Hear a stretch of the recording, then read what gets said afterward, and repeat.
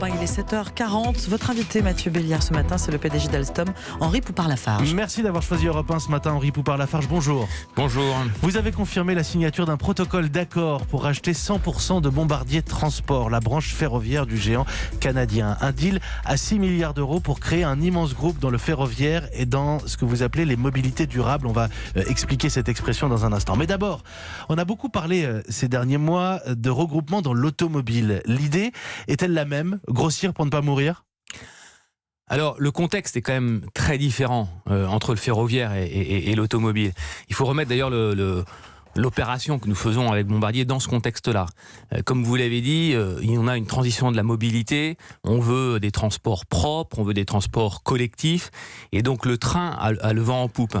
Et donc c'est une fusion qui se fait dans un contexte ambitieux, agressif, positif, de croissance.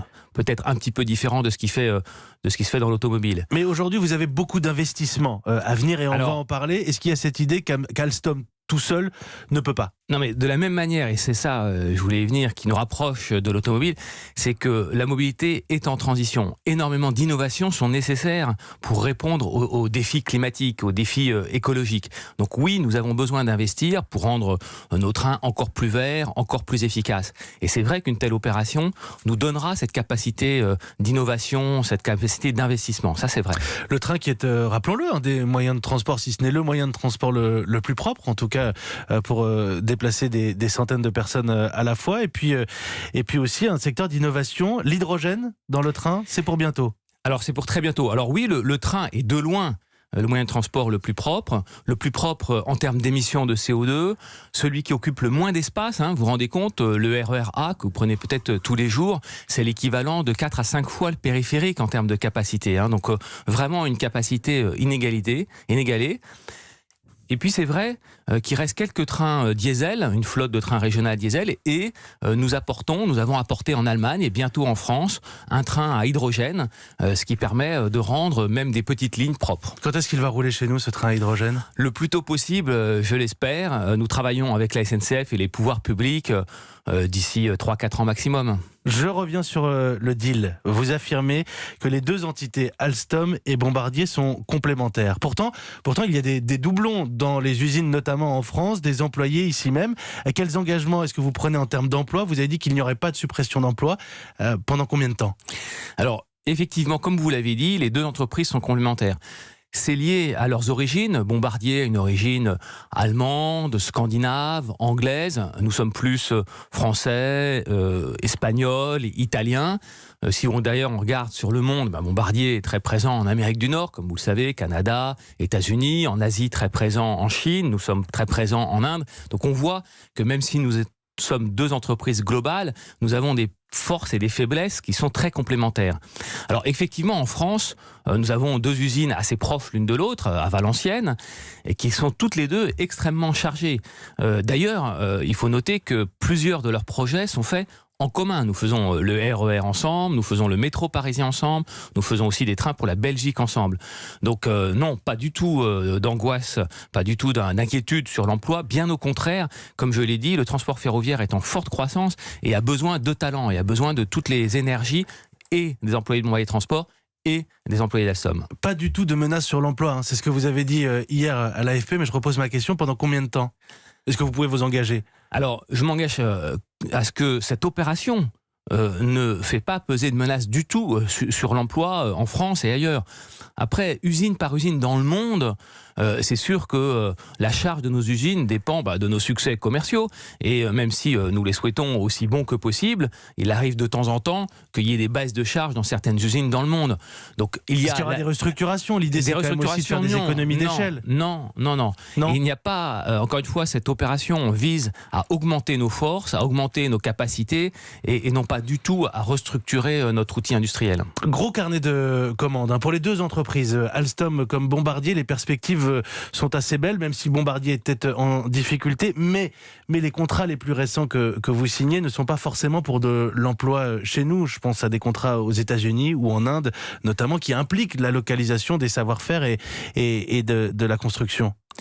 Alors, nous avons des succès partout dans le monde, y compris en France. Nous avons eu des beaux contrats en France récemment, qui alimentent l'emploi dans les usines également en France.